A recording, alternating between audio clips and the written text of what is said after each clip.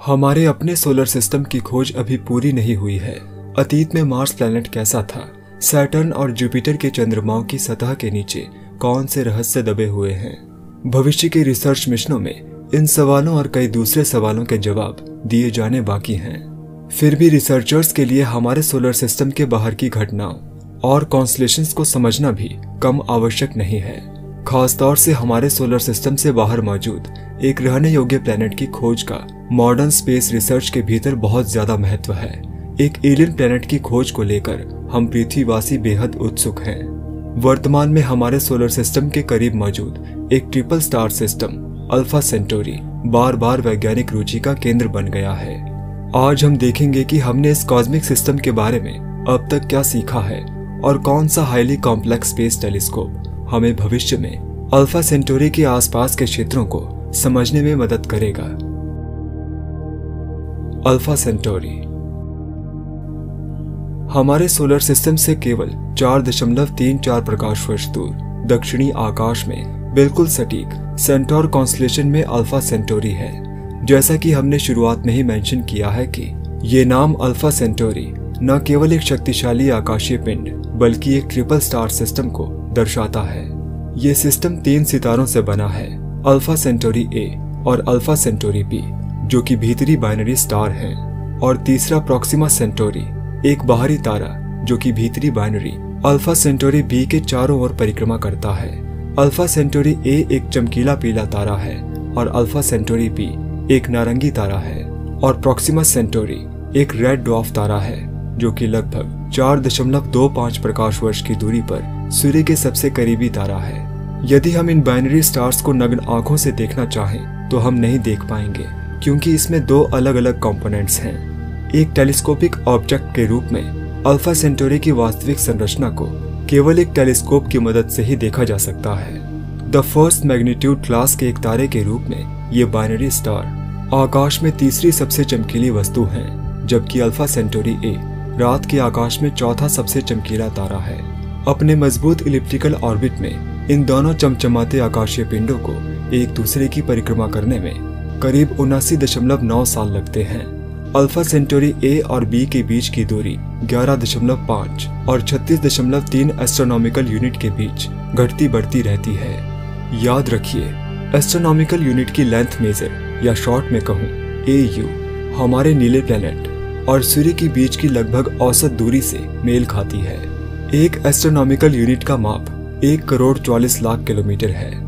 Orbital period और semi axis की detailed जांच के दौरान रिसर्चर्स इन बाइनरी स्टार्स के कुल मास को निर्धारित करने में सफल रहे, जो करीब 2.08 सोलर मास है। आमतौर पर यह माना जाता है कि इस कॉन्स्टलेशन में ये दोनों कंपोनेंट्स लगभग 6.5 अरब साल पहले बने थे। इन सितारों की विशेषताओं के आधार पर इन्हें मेन सीक्वेंस में क्लासिफाइड किया गया है। इसका मतलब है कि तारे कोर में हाइड्रोजन के जलने से किस मात्रा में रेडिएशन एनर्जी छोड़ते हैं। ये दोनों खगोलीय पिंड एक ही समय में बने थे। यह अनुमान लगाया जा सकता है कि अल्फा सेंटोरी ए अपने बड़े आंतरिक मास के कारण अपने साथी की तुलना में बहुत पहले ही एक लाल विशालकाय तारे में बदल जाएगा।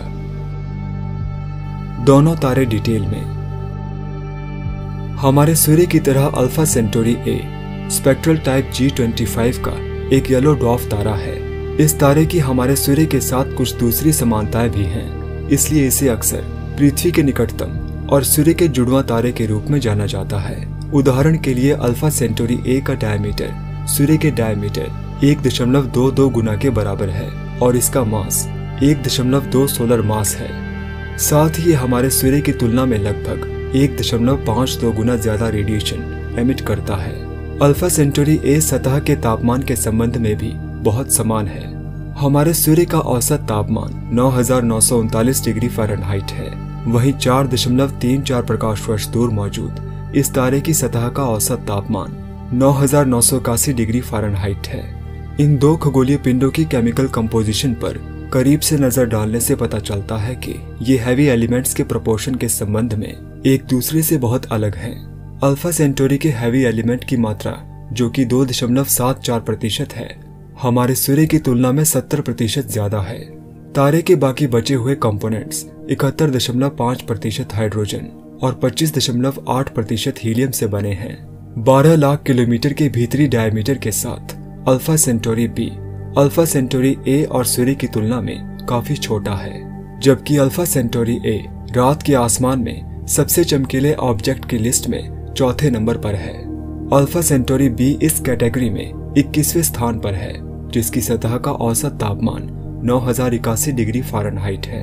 स्पेक्ट्रल टाइप K1 का ये तारा सूर्य की तुलना में थोड़ा ही ठंडा है, लेकिन इसकी छोटी सतह के कारण ये हमारे सूर्य की रेडिएंट पावर का केवल 50% ही प्राप्त करता है। अपनी जांच के दौरान रिसर्चर्स ने ऑब्जर्व किया कि अल्फा सेंटोरी बी को अपने एक्सिस पर एक बार घूमने के लिए 41 दिन लगते हैं। इस दृष्टिकोण से देखें तो हमारे सूर्य को एक पूरा रोटेशन पूरा करने में लगभग 25 दिन लगते हैं। Proxima Centauri. जैसा कि हमने शुरुआत में ही मेंशन किया है कि binary star system Alpha Centauri Proxima Centauri के साथ मिलकर एक ट्रिपल सिस्टम बनाता है। हालांकि इस कॉस्मिक ग्रुप के लिए प्रॉक्सिमा सेंटोरी की वास्तविक एफिशिएशन पर अतीत में बहुत चर्चा हुई है। इसकी गैलेक्टिक मेंबरशिप को अब मान लिया गया है। सूर्य के सबसे करीब का तारा लगभग 12,900 एस्ट्रोनॉमिकल यूनिट की दूरी पर है, जो अल्फा सेंटोरी ए और बी के बीच की प्रचलित दूरी के 1000 गुना से मेल खाता है। इस विशाल आकाशीय गैप के बावजूद एक डिटेल वैज्ञानिक जांच से पता चला है कि ये रेड ड्वार्फ असल में इन दोनों बाइनरी तारों की जोड़ी से ग्रेविटेशनली बंधा हुआ है। हालांकि इससे पहले कि प्रॉक्सिमा सेंटोरी अपने तारे की परिक्रमा करे, बहुत समय बीत जाता है। इन्हीं परिस्थितियों के कारण इसका ऑर्बिटल पीरियड लगभग 6 लाख वर्ष का है। दक्षिणी आकाश में इस ऑब्जेक्ट को कभी कभी अल्फा सेंटोरी सी भी कहा जाता है। प्लैनेट्स की खोज। लगभग 5 सालों से हम जानते हैं कि प्रॉक्सिमा सेंटोरी कम से कम 1.17 अर्थ मास वाले कम से कम एक एक्सोप्लैनेट को होस्ट करता है। साथ ही ऐसे सबूत पहले ही खोजे जा चुके हैं जो बताते हैं कि सूर्य के मास का केवल 1/3 मास के साथ एक प्लैनेट वहां परिक्रमा कर रहा है। अल्फा सेंटोरी ए और बी के मामले में हालांकि एक्सोप्लैनेट के अस्तित्व का अभी कोई सबूत नहीं मिला है। रिसर्चर्स के कंप्यूटर मॉडल बताते हैं कि terrestrial planets double star system के दायरे में बहुत अच्छी तरह से घूम सकते हैं। वर्तमान में एक काल्पनिक खगोलीय पिंड है जो बार बार खगोलीय सुर्खियों में बना रहता है, अल्फा सेंटोरी ए बी। यह एक एक्सोप्लैनेट हो सकता है जो 1.1 एस्ट्रोनॉमिकल यूनिट की दूरी पर स्टार कंपोनेंट ए की परिक्रमा करता है। मतलब ये आकाशीय पिंड अपने सिस्टम के रहने योग्य क्षेत्र के भीतर होगा।